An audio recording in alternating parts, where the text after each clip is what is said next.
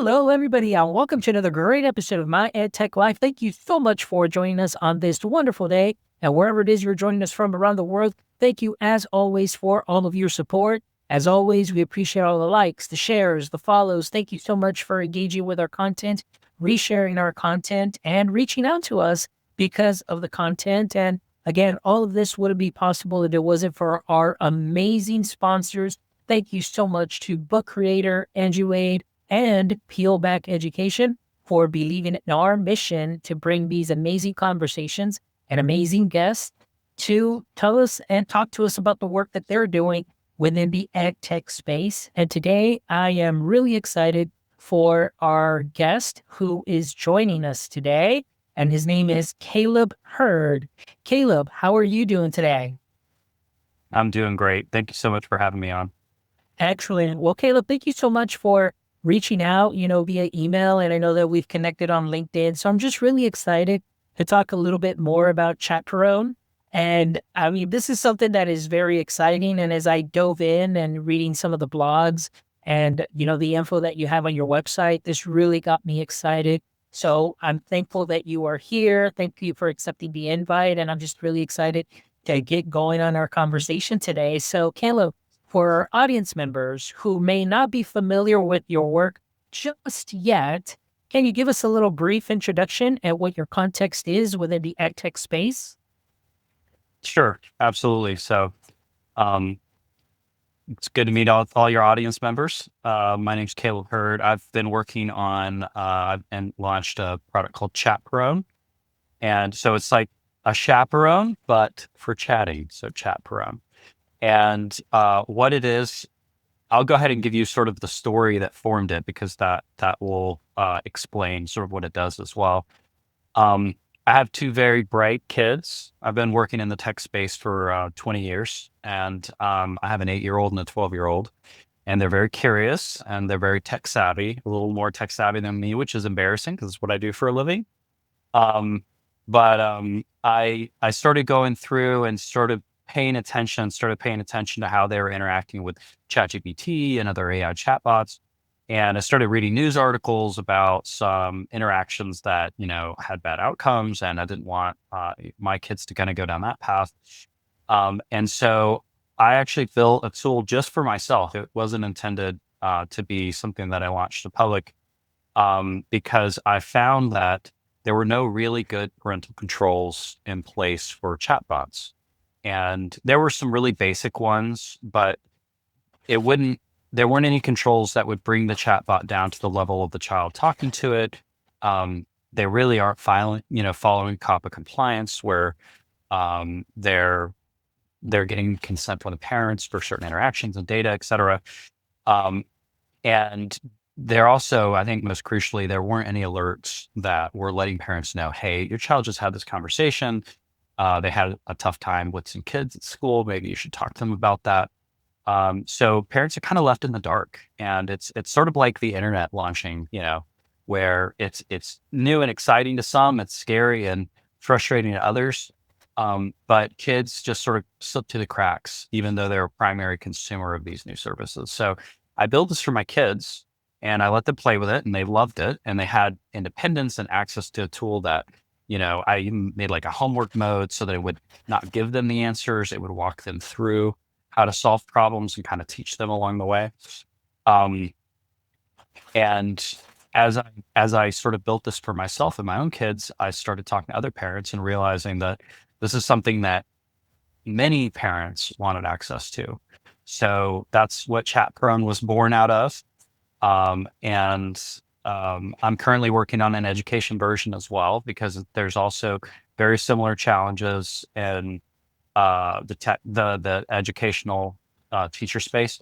I'm really laser focused on safety for children. I don't want to, it's very easy in this kind of burgeoning space to lose your focus. And I'm really focused on making sure that these interactions are safe and educational and useful, and that the authorities in kids' lives, such as teachers and parents, can appropriately get involved in sort of guiding them through and making it a useful technology. Because this is a technology that, whether we like it or not, it's part of the workforce already. Like, it's already kind of arrived. And our responsibility is to prepare these children to be successful in the workplace, and they're going to be using these tools. And so I want them to have a good, positive experience where the tool doesn't kind of dumb them down by, giving them the answers and make them not exercise their minds and arriving at the answer.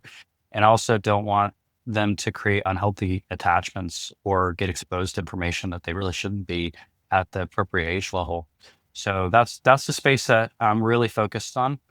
And I know that's a very long intro, but I would just end it by saying, it's just me. I built it from scratch, and there's no VCs, there's no investors involved. I don't have to worry about, how are we going to monetize children's information? I really answer just strictly to the parents that use the tool, and in the future, the schools and teachers that use the tool. And I really like it that way because I don't have to worry about, feeding their data back or trying to figure out how to, maximize profits. I really can just focus on what I'm concerned about, which is health of children. That is fantastic. I mean, there's definitely a lot to unpack there within that answer, but definitely, being a founder in one of the most emotionally charged spaces in tech, we're talking about child safety. And I mean, even from last year, coming in October, I think very famous cases, happening with character AI. And many more, that we heard a lot of students going through some rough times, building those parasocial relationships and falling into just depression and falling into so many things due to the chatbots, the answers that they're getting, the relationships that are being formed. So talk about an emotionally charged space here.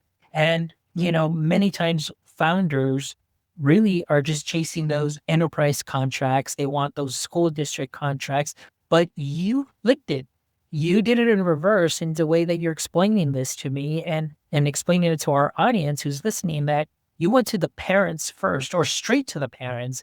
So I want to ask you, being a founder, and of course, this being an EdTech podcast where, we talk a lot of things that tie into schools and technology and so on, but you flipping it and going straight to the parents, what was the first reaction from many people around you since you've been in the tech space for 20 years? What were their initial reactions to your vision? And was there anybody maybe questioning or maybe talking you out of it and being like, no, we got to go to the schools first? Yeah, it's a really great question. I don't think it's an exclusive question, right? I think that this is something that should be solved both at schools and in the household simultaneously, because the reality of the matter is, like, kids are using this technology already. It's already, being used to answer homework questions, write papers. It's already being used to in the education space, just sort of hidden and behind the scenes, and it's happening at home. And so it's that classic problem where parents and teachers really have to come together and align on how they're going to manage exposing children to this technology, and managing this technology. And you really can't solve it, in my opinion, in one space or the other. It really has to be solved in both. And I think if you have a platform that starts off focused on parents, and I chose that area primarily because I am a parent, right? Because I built it to solve my own problems. And if you start there, you can kind of work your way backwards towards tools that teachers need in order to deal with this sort of technology. Probably the biggest the biggest tool that I see in the future, and there's a lot of great tools in the space already that are focused in schools. I'm trying not to, build a bot that will educate kids directly or do any of these things. Nothing wrong with those solutions. I think they're phenomenal. And I think that space is growing with some really great players in it. But I really wanted something that, whether you're a teacher or a parent, if you are exposing a child, and I use the word child, youth is probably the better word. If you're exposing a teenager or a young kid to this technology, I want you to use a platform that they're going to be safe with, that is not going to hallucinate and forget that it's talking to a child. I reinforce, not to get too geeky, but every 20th message, I'm sending a reinforcement reminder to the system, the age of the child, how to conduct itself, not to touch on certain topics.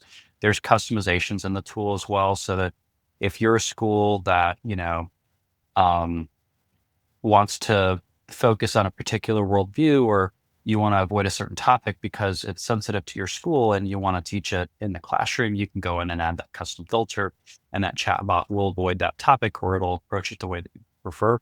So my point is that there's a peace of mind of like, a child is interacting with a tool, working on homework. Is the child going to be safe? Is it going to be a healthy conversation? Is it going to be in the spirit and the voice of that particular educator or that school that they want it to be in? And back to your original question, though, of the two, separate spaces, the parents and the teachers. I think they both interlock, but I also think they've got to be solved independently as well. Excellent. Yeah, no, for sure. Definitely. And there's a lot definitely to unpack there too, as well as we started talking about.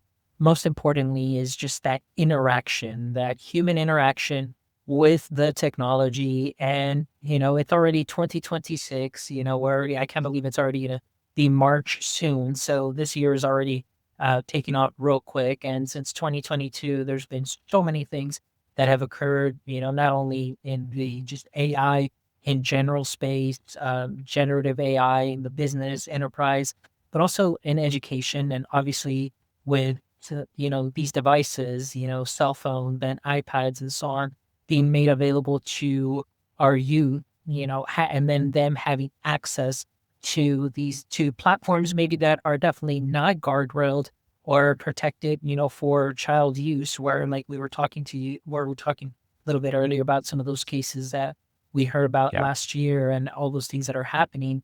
So I want to ask you, as someone who's been studying this space, as a matter of fact, my whole dissertation was based on interviews from 2022 and learning so much from users all around the world.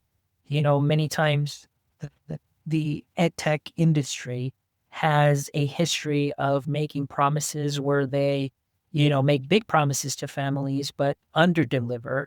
So I want to ask you, as a parent as well, and coming up with a platform like this, how do you go about building that trust with your users, the parents that are concerned about their students accessing questionable AI platforms?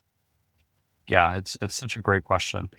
Um, so I think the short answer, or maybe the medium answer to that question, is I equip parents with the same tools I need to manage, my children. I don't have time to read every single conversation that they have. I don't have time to sort of police, everything that's happening. And even if I did have time, there's not a sense of independence that the child has or the youth has in interacting with the system.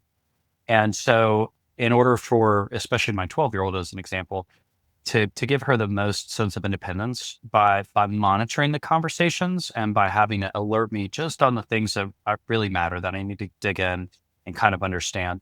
And there's different levels of alerts too. So it's like, if I don't feel like, going after the moderate alerts that are really kind of informational, hey, you might want to talk to your kid. They seemed a little bit sad about this particular topic. And then there's ones that are more severe. It's like, you really should have a conversation with your kid. Um, by giving them those tools, it's less about them trusting the platform, although that's important too. And it's more about giving them the tools to trust themselves to parent their kids and be involved in those conversations.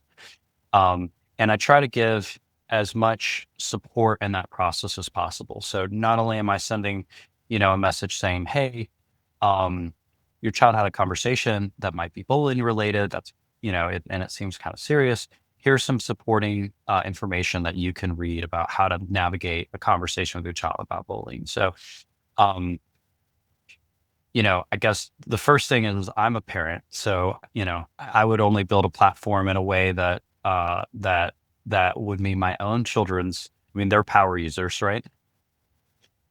So from a safety perspective, I have confidence from that side. But on the other side, I'm really giving the parents tools to read every conversation if they want, to monitor the ones that matter. So the confidence really comes from the parent being equipped to ultimately be the one to raise that child and have all the information that they need available to do that.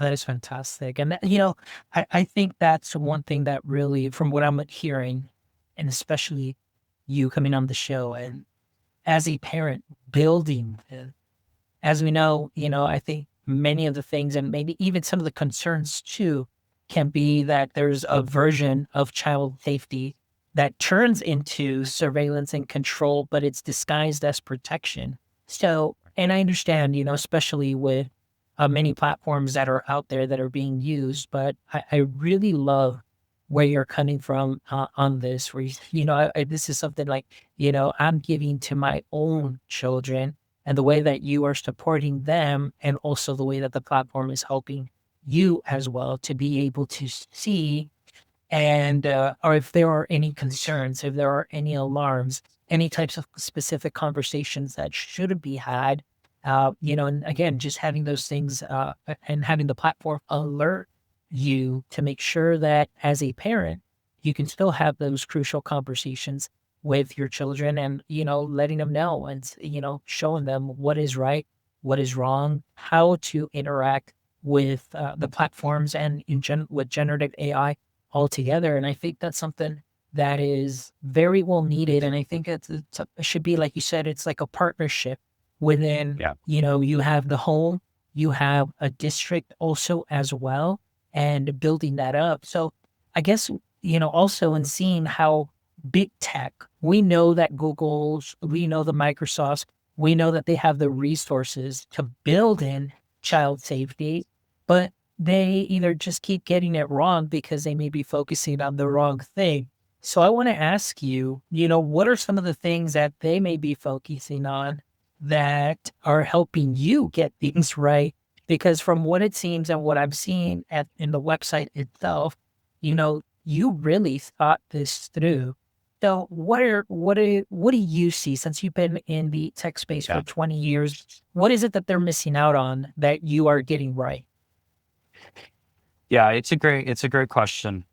Um, so random fact, you were talking about big tech. I'll talk about tiny tech here for a moment. So I was actually Elf on the Shelf's first software engineer hire. So I was the first technologist that was hired by Elf on the Shelf, if you're familiar with that brand. And so I spent a lot of time learning about COPPA, Child Online Privacy Protection Act. I know that there's FERPA for the education system, which is very similar as well when it comes to protecting kids' information. And I think more than anything, Elf on the Shelf, I got exposed to a family focused, family first company. And even though it was a for profit, their goal really was family moments and creating those memories. And I realized one, I picked up the technical skills needed to handle children's information correctly and sort of from the ground up.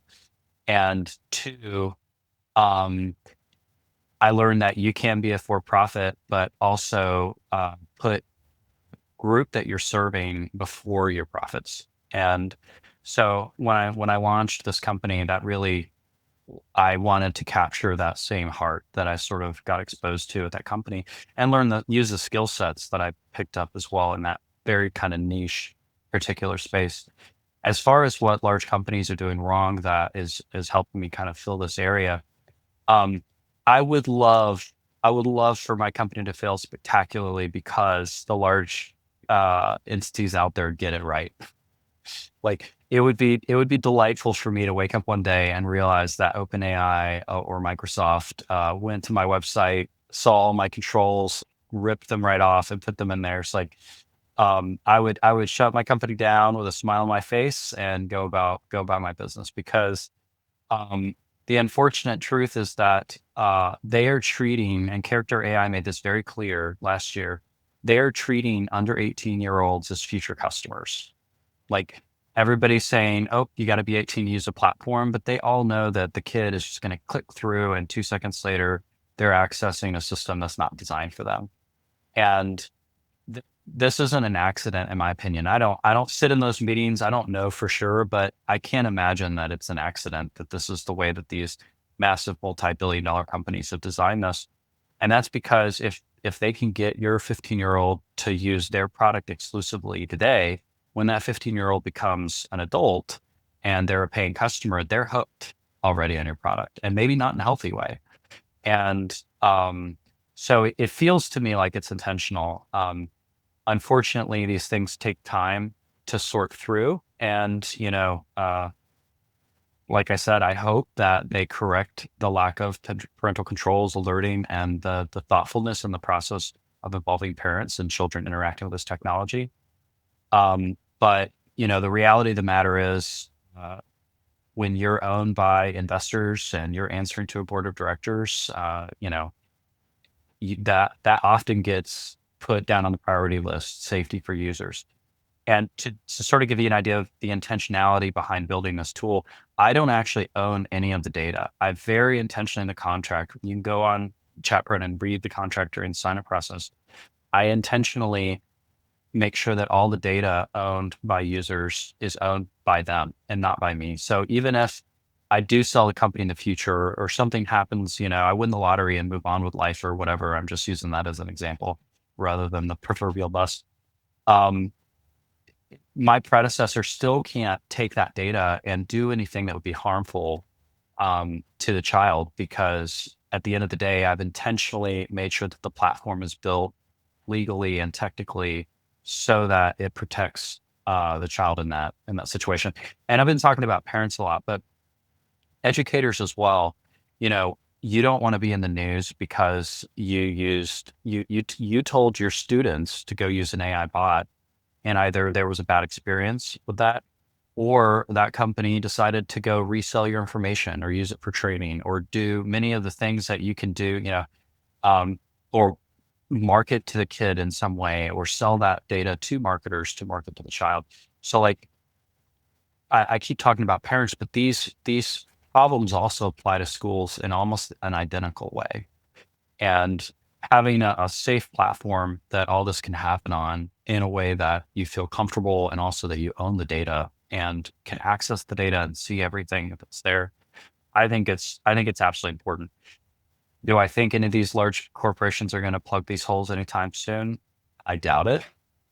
Because, unfortunately, money is king when it comes to those. Profits are king. So, yeah, I don't know if that was an answer to your Yeah. question. No, that's fantastic. But I was going to add too, I always say now, like data is the new currency. So data is king now too, as well, That's right. and that's one of the I things, agree.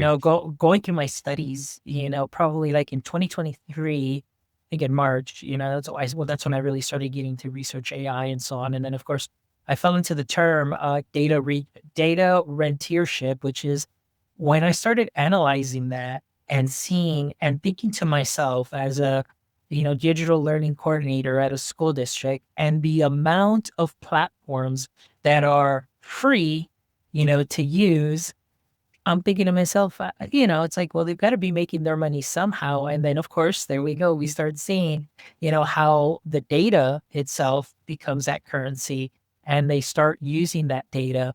And so I really do appreciate the transparency as far as what you said with Chatperone, as far as the way that the user is the owner of that data, because even now with so much technology and so many platforms that are coming in to school districts, I want to say like usually like on a monthly basis and then on a yearly basis. And then of course, more apps start coming along. For the most part, a lot of CTOs are not informed of that, yeah, they've got the initials like COPPA, FERPA, and all of that good stuff. But in the fine print, some of these platforms, the data is not even stored in the US. It's Right. stored, elsewhere. And so those are the things that I always caution CTOs about, any directors about, to please make sure you read the fine print, especially on that data component, because as we know, he who controls the data can control so many things too as well. And of course, we're talking about profit, we're talking about data and how data can be the new currency now. So thank you so much for sharing that. And thank you also as well for being very transparent as far as the way that you have set up your platform, Chatperone. So like you mentioned, the day that you do win the lottery and you do just walk away, everything is going to be okay and the data is still going to belong to the user. So that's something that is fantastic. So I kind of want to talk a little bit more too, as I want to talk more about schools now. Now, for myself, being in education now going on 20 years, one of the main things is when we talk about learning communities and we talk about those things within a school district, oftentimes we think soup, mid-level directors, coordinators, teachers, and then students. But one piece that we often forget about is the parents. And this is something like I talked to you earlier in the very beginning that I mentioned, this needs to be kind of a partnership where we need to include parents into or include them in these important conversations and decisions that are being made at districts as well. So I want to ask you, based on me talking a lot to teachers and parents as well, and how they wish they had more of a bigger, I guess, partnership in that sense, from where you sit, what has the conversations or what has the conversation been like maybe at some school that you visited or some schools that maybe you're currently working with and with parents about AI and what's going on with it? Yeah, it's a really great question. So I joined the AI governance board at my school, and I'm going to use a conversation that happened in that context to answer that question because I thought it was extremely revealing. And I had one reaction to it when the conversation happened 6 or so months ago, and now I have a different reaction to it. But we were talking about AI, and the first answer to your question was I realized very quickly in the room that had teachers and had parents and had students all as part of this advisory board. I realized that um, the parents that were mostly tech workers, we knew what AI was and how it worked from an industry perspective. The teachers in the room really, some of them had never used it, and there seems to be a lot there seemed to be hesitation in that room. I wouldn't say hostility in that particular conversation, but I've picked up on that in other conversations where there's a lot of resistance to it. And I actually agree with a lot of the resistance, by the way. I think that much like when iPads first inundated the education system, there were a lot of unintended consequences. And I think there were teachers that were saying, hey, this is not going to be a great outcome. And in retrospect, they were right. Right. And I think in a lot of ways, some of the same concerns they expressed then are now being expressed about AI. And I think that there's a lot of legitimacy in those concerns, which is why I think solutions that are limited, tailored, and intentional in the school system are so critical. But but I also, so the first thing that I did in that I worked with some of the other parents, and we actually presented like this is kind of what AI is. This is how it works. It's basically autocomplete on your phone, but instead of just suggesting the next word, it's suggesting the next paragraph. Right. And it's trained instead of on millions of single messages, it's trained on the internet. Like that's sort of it in a nutshell. And um, by educating the teachers on what it was, they started to understand what its weaknesses are. It's a psychophant. It will validate you no matter what. And the reason for that is because it's being trained by billions of users interacting with it, and they love to be validated rather than given the correct information. And so it has turned, AI into a psychophant in a lot of cases. And it will lead you down a road where it's confidently wrong, and you'll just be along for the journey unless you are an expert or have critical thinking to sort of kind of pick at it and be like, are you sure you're right? And hallucinations and other things that are weaknesses of the system. But I think the thing that surprised me the most in that conversation didn't come from the educators in the room. Um, I think what surprised me most in that conversation was that the students in the room were actually afraid of AI, and they were actively uh, afraid of the uncertainty of their future career prospects because they had questions like, am I even going to have a job? Like, what's going to happen to junior level roles once I get into the real world? Are they going to exist anymore? Like, what is this technology going to do to the student community, as a whole. And it actually led me down a path of looking at the last 100 years of newspaper headlines saying, people are going to be automated away by machinery, going back to the 1900s. Like, this has been an ongoing headline for a long, long time in a lot of different categories. And people that say like, oh, but this is different. AI is different. It's going to impact many industries simultaneously. The reality of the matter is that um, it it is going to impact industries, but industries also are going to arise. And the people that do succeed in the workforce in the future are the same as the people that learned how to use computers when the PC hit. They're the same group of people that learned how to use the internet when the internet became popularized. It's just another tool in a long set of tools that extends humanity and what we're capable of doing. And so even though I agree with the trepidation that I sense from students, from teachers, from the education world, um, I think that there is a middle ground where we learn how to use this technology safely so that children aren't being hurt. We use it safely so that kids continue to be educated rather than kind of, you know, robbed of their ability to think. And I think that those solutions, Chatperone's just one of them, right? I think those solutions are emerging and will continue to emerge.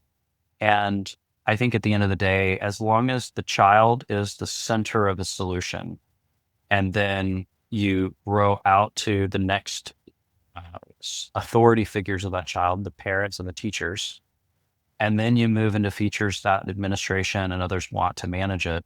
A lot of companies are doing it the opposite way. They're sitting down with those people that write checks. There's nothing wrong with them. They're phenomenal people.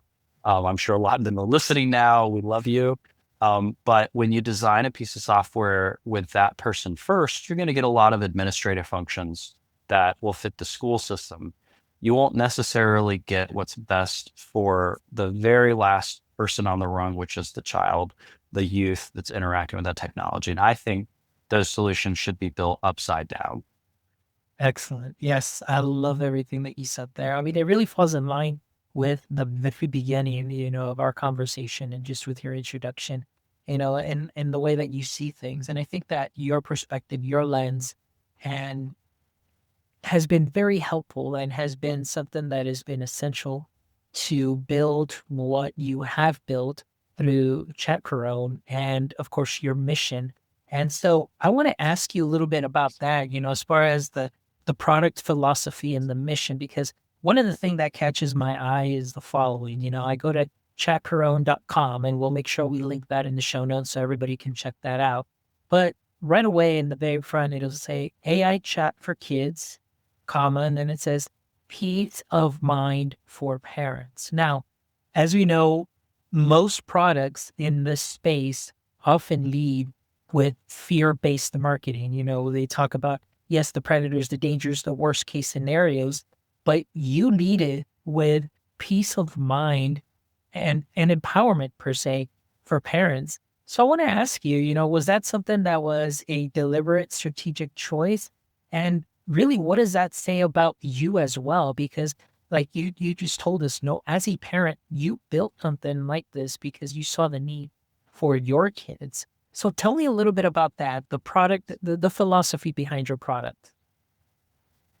Yeah, I think it ties in with my previous answer, right? Which is that um, just like those previous technologies, the internet, the PC, and social media and other technologies that have been introduced, there is sort of this um, healthy middle ground. Maybe not with social media. I'm going to put that one aside, but these other technologies, there's a middle ground where um, all of the promises that big tech is making, hey, it's gonna do your laundry in a year, whatever their big promises are likely that's one extreme. And they sort of have blinders on about the negative impacts to people, the negative impacts to children. And then on the other extreme, people that haven't yet adopted the technology or played with it or understood it, that kind of don't want things to change. I think because there's going to be a middle ground where this technology evolves in a way that is useful and safe and hopefully doesn't damage people that are using it. Um, if that's the reality of the future, that's where we're headed, then we should find positive and engaging ways to make it safe, right? If the internet is coming, let's find ways to regulate it and manage it and put guardrails around it in a way that is safe for the users that interact with it. So, peace of mind for parents. I feel like, again, if I was venture capitalist backed, and I said things like, the users are going to own their own data. We're never going to take advantage of that data and try to make money off of it. Or we're going to focus not on fear-based marketing. We're going to focus on positive messaging, positive marketing, peace of mind for parents, peace of mind for teachers. They would not be happy because those are very effective ways to make a lot of money. And um, I didn't build this to make a lot of money. I really built it to be impactful and effective. And so um, I intentionally choose that positive messaging because I truly believe that this technology we can thread the needle and do it right. And I truly believe that. And so that's the messaging that flows out of that is really just an outcome of that worldview. I love it. That is great. Thank you so much for sharing that and sharing just so much insight today, Caleb. And again, I'm just really excited that there are wonderful people such as yourself, the founders, creators that really have that, child first approach in shaping the products and, making those connections. And especially like for me, just peace of mind for parents. And now I'm not a parent myself, but I know that when having conversations with various parents, not only from my school district, but other school districts around, and then just in social media spaces, the importance and that this topic is for them. And many of them just find themselves at a loss for words because they're not sure what to do. They just feel lost. And of course, with so much tech that is out there, so much information already, and then for them to navigate that space and just find something that is going to be good and solid and is really has a great heart for the mission. I think that something like Chatperone would be something that would be fantastic for them to really look into and to learn more. But before now that we kind of wrapping up our conversation, I have like two final questions that I do want to ask you, and that might be a little bit more deep, maybe one not so deep, but just and based on everything that you were talking about, I want to ask you, what is the single most important thing that every parent, every educator, and every policymaker needs to understand about this current moment in time that we're living in right now before it's too late to get it right?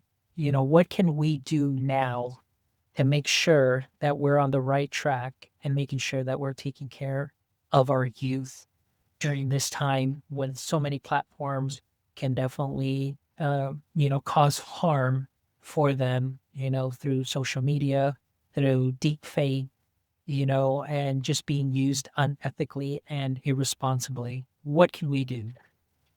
Yeah, I think again, you with the great questions. You come with some phenomenal questions. I love them. I'm gonna give a two-part answer. One that is focused on the regulatory side of it, and then I'm gonna give an answer that's focused on the teacher and parent experience, right? So on the regulatory side, I think the biggest thing is these companies are trying to make an end run, as they always do, for maximizing profits. And really, the only check and balance that can not stop that progress. It's good progress. It doesn't necessarily need to be stopped, but slow it down so that we don't hurt people along the way. Is our regulatory bodies. And so I think on the governmental and business side of it, um, they need to catch rules such as COPPA and FERPA. They need to catch these rules up to the latest technologies and tools that children are interacting with. and they need to protect them from outcomes like what happened with character AI, where there were unintended consequences. I mean, if you set the developers of character AI down and said, like, did you intend for this to happen? Of course they're going to say, no, of course not. I mean, these are humans. They're have kids of their own. I'm sure, like, they're good people, but there was nobody that slowed them down and said, "Hey, let's think through the implications of what we're building and some of the potential outcomes that could happen from that." And so I think from a regulatory perspective, I think it's an ideal time. Everybody says Congress is dysfunctional. I would like to think that children and their safety may be one of the only topics that maybe brings Congress together to agree that we should protect this particular group. Uh, I think anybody on the political spectrum would agree with that. So that's my hope on the regulatory side. On the parent and teacher side, there's always this period of time when a technology arises, and there's this sort of like period of uncertainty, right? As it's growing, and we don't understand it, we don't know what it's going to look like in the end, et cetera. And so we're sort of in that period of uncertainty where, unfortunately, these parents and teachers, it's difficult. I mean, it's like whiplash. You wake up every day and something new is launched and something new has changed. And how do you keep up with it all? Um, I would encourage them, and this is probably an unrealistic encouragement, but I would encourage them to engage in meaningful, open, non-judgmental conversations with their students, with their children, and ask them, how are you using these tools? Teach them to me, right? Learn them yourself, see how they're interacting with them. Investing just a little bit of time in a way that makes the child or the youth feel like they are a peer, educating their parent or educating their teacher on what's happening. You can cut right through the noise. You cut right through all the headlines and all the change. And if the student sits down with you and says, "Let me show you, what's happening," and you're not judging them, you're not, jumping right in. "Oh my gosh, I can't believe you had to write that homework assignment for you," right? You're learning and you're educating them, and you're saying, "Hey, that's really great." Also, when I wrote papers, one of the challenges of writing papers was kind of making mistakes and doing it wrong. How are you learning that part of it? I think connecting with the students, connecting with the technology, learning it yourself, using it yourself, go in and pretend you're a kid and try to write a homework assignment for yourself. If you lay out a lesson plan as a teacher, go sign up for ChatGPT, pay the $20 to get the latest version of it, and pretend you're Sally Sue and try to write your own paper to it and see how it functions. A lot of this uncertainty can be cleared up by learning it yourself and spending time with students and your children directly. Because at the end of the day, like, that's where the source of information is at, and that's where the trust needs to be built. So that it doesn't really matter if it's Chatperone or if it's regulatory or whatever, like, the relationship between those three groups, the child, the parent, and the teacher, that's where all the magic happens. And so I would encourage everybody to focus on that. Okay. Great answer. Great answer.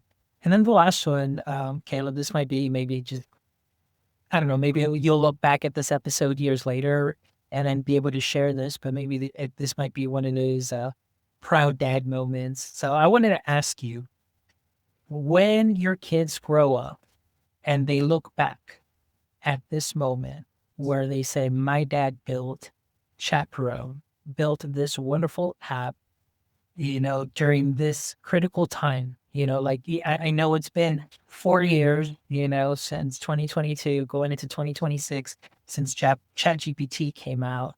But what do you want them to say, or what do you think they'll say about the choice that their dad made when the world was still trying to figure out AI and children? Yeah. Yeah, it's a great question. Um, I think if Chatperone is able to in any way nudge this conversation and this industry towards, um, first of all, letting youth learn rather than having the answers given to them directly, right? Um, so that so that their critical thinking abilities don't atrophy during this time. It's a critical time. It doesn't take long to sort of pick the cohort of youth that are affected by this right now. It doesn't take long for that cohort to be impacted for life because they had a period of time where everything was being served up to them on a silver platter. If Chatperone can even just nudge that conversation forward, then I think I would be a proud dad, years from now that I was able to, accelerate us towards having safe AI interactions that are educational as well. Excellent. Caleb, thank you so much. I really appreciate all of your insight. Thank you so much for just really sharing not just your platform, but sharing your heart. I mean, I think throughout the whole conversation, just picking up on your mission, your vision, it just really it's something that I really truly felt that it does come from the heart, and especially like you said, because of your children taking care of that. And you said, you know what, I want to make sure that other children are taken care of. And I think that speaks volumes of not only you, but the work that you're doing and the mission of Chatperone and obviously, peace of mind for parents. So I think that is something that is huge. So thank you so much for joining us today here on this conversation. But before we wrap up, I always love to end the show with these last three kind of quick fire questions. So hopefully you're ready to go here. So Sure. as Lay it we on me. know, all right, as we know, every superhero has a pain point or weakness. And for Superman, that kryptonite was what weakened him. So I want to ask you, in the current state of tech or technology, I want to ask you, what would you say is your current edu kryptonite or tech kryptonite, I should say? Yeah, it's a great. So I would say I'm impatient, right? I see the solution, and in this case, I built it. I want others to build similar tools as well. Um, and I just want to make an end run to getting this into the hands of the right people, getting this into the educators' hands, children's hands, parents' hands.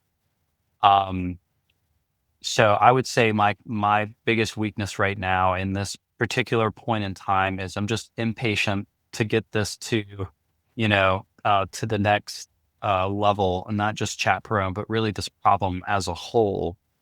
I'm just impatient for us to sort it out as a society. Excellent. All right, great answer. Question number two. If you could have a billboard with anything on it, what would it be and why? I would say Chatperone, safe AI for children. Perfect. Excellent. Simple to the point. I love it. All right. And the last question, Caleb, is if you could trade places with anyone for a single day, who would that be and why? Oof. You mind if I give you two answers? Sure. Not a problem. All right. So my first answer would be Fred Rogers, because Mr. Rogers, I think um, he saw the same inflection point that television had. It could be used as a tool for bad or good, and he decided that that new technology, that new tool, could be used for good to help children feel better about themselves, accept themselves, learn. And I just think and honestly, I'd want to be him for a day because I mean, I don't think I've seen a human being happier than Fred Rogers. So, it just sounds like a phenomenal 24 hours. Um, and I think I would take away a lot of philosophical lessons from that experience. And the second answer is I would love to be my 8-year-old son or potentially my 12-year-old daughter just for a day, just to see like, you know, what they really think of this technology, what they really are afraid of or excited about, or I talk to them and I listen and I assume that I understand, but I would love to just be them for a day and really get my head wrapped around this problem and a lot of other technologies that are coming out, a lot of other things that are changing in their lifetime, and understand how it looks from their perspective. Excellent. Well, Great answers, Caleb. Well, thank you so much. I really appreciate the time that we spent together here. This was a very wonderful conversation. And again, thank you so much for all the work that you're doing, through the platform and just really seeing things in a different light. And I'm all about that. And I'm just thankful that I got to be here today and learn more about your work and Chaperone and what it could do for students. And for all our audience members that are listening to this episode, please make sure that you check out the show notes where we will link Chatperone there. So you can go ahead and definitely check that out. And we will make sure that we also link the best place that you can connect with Caleb. And actually, Caleb, let us know if our audience members would love to contact you. What would be the best way that they might be able to contact you? Sure. Caleb at chatperone.com. So, and that's CALEB. Perfect. And we'll make sure we link that in the show notes too as well. So thank you all. I appreciate it. And for our audience members, please make sure you visit our website at myedtech.life where you can check out this amazing episode and the other 355 episodes. So thank you as always for all of your support. And I promise you in those episodes, you're definitely going to find some knowledge nuggets that you can sprinkle onto what you are already doing great. So please make sure you stop by the website, check out those episodes, and also want to give again a big shout out to our wonderful sponsors. Thank you so much to Book Creator, Eduate, and Peel Back Education for allowing us to bring these amazing conversations into our education space so that we may continue to grow and learn professionally and personally as well. So thank you all for all of your support. And my friends, until next time, don't forget, stay techie.